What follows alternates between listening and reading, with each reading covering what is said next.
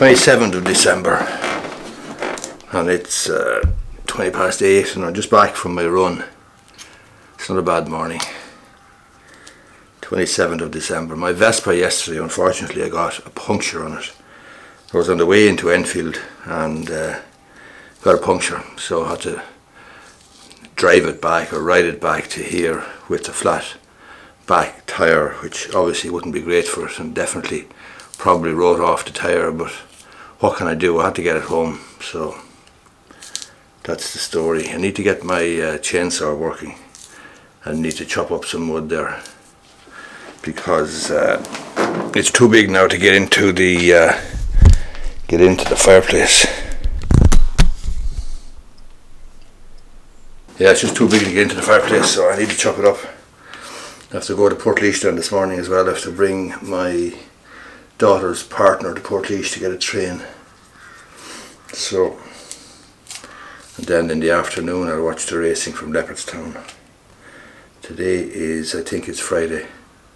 You lose track of the days obviously over the Christmas period.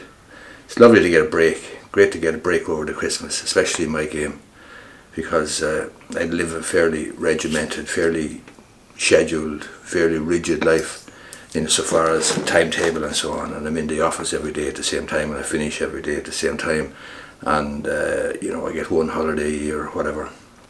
So Christmas time is great because it kind of forces me to take a break, because even if I wanted to work and I don't, nobody else is open anyway, so there's nobody to work with, so that's great. And all other solicitors closing down at the same time is fantastic, because you don't feel any sense of guilt that other people are working and you're letting clients down, or you're not dealing with correspondence, because let's face it, there's no correspondence coming. So now I was looking forward over the Christmas to riding the Vespa there nearly every day, and I have done every day up to now, but the punctures after putting the kibosh on that, and my Valley Tyres Colin Farrell isn't open again until next week someday, so that'll be that, So I got to get this firewood cut, and I have to get that chainsaw started. Couldn't get it started yesterday for some reason, but I think I know why. I got the chainsaw started, thankfully, but it's only 8:30 and there's two little babies in the house, two grandsons of mine, George and Harry, and they're only 12 weeks, 13 weeks old or something. So I don't think their mothers or their grandmother would appreciate me chopping firewood with the chainsaw there at 8:30 in the morning. So I'll have to wait for a little while, but nevertheless, I'm glad I got the bloody chainsaw going. There's a good bit of smoke coming out of the engine, but I'm not sure now, it's kind of cleared there now. I'm hoping it'll be fine later on. So I'll get stuck in later on now to this, and hopefully be able to take care of the rest of the firewood.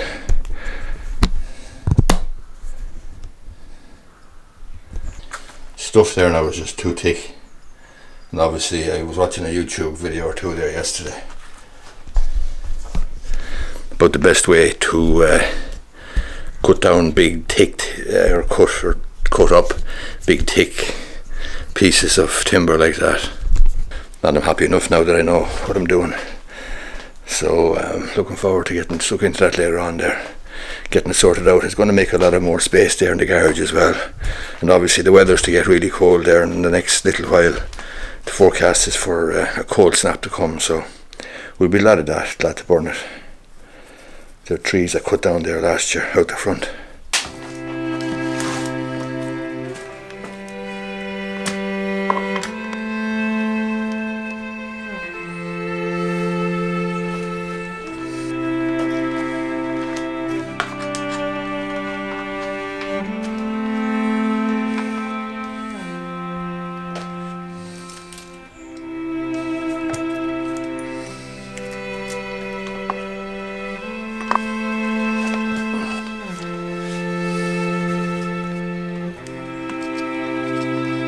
Chain now is far too loose, and I'm going to have to tighten it up and come back from Portlaoise. It'll be dangerous to be using it like that.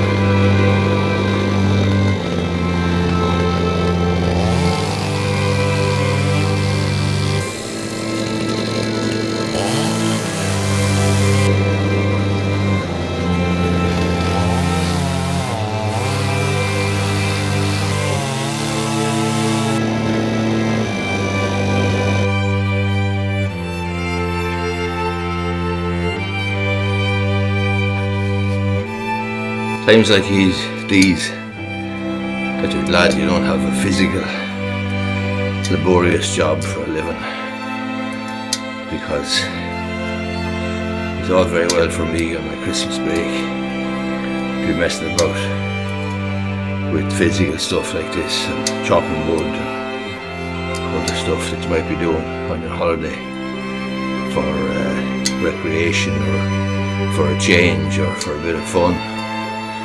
But to be facing into this every day, day after day, and doing it for a living would be a tough way to make a living. So anyone out there looking in, and a young person who wants to leave school earlier, or wants to drop out of college, or wants to make a living with their hands or with their body, as opposed to making a living with their brain or with their head, my advice is to think long and hard about it, because there are easy ways to make a living and there are difficult ways to make a living. And being a solicitor or being an accountant or something of that nature, when you're doing work which requires you to basically sell your expertise or knowledge and use your brain power to get on, that, in my view, is a far easier way to make a living than chopping wood or working a chainsaw or breaking rocks on the side of a road or digging holes and that sort of stuff, groundworks and so on. So, as I say, it's fine for me to be doing this as a hobby on my break, messing around, but doing it for a living, I certainly wouldn't fancy it. It would be a tough way to make a living, and I've made a living in lots of different ways, from retailing to construction to property investment to being a solicitor, all sorts of things, retailing especially, washing cars and, doing the long hours and so on. But making a living using your brain and selling expertise or selling knowledge is, from my mind, in my experience, and speaking from my only experience, is a far easier way to make a living than any of the other ways that I've tried. So if you're a young person out there and you're thinking of dropping out of college, my view is you should think carefully, think hard and think again.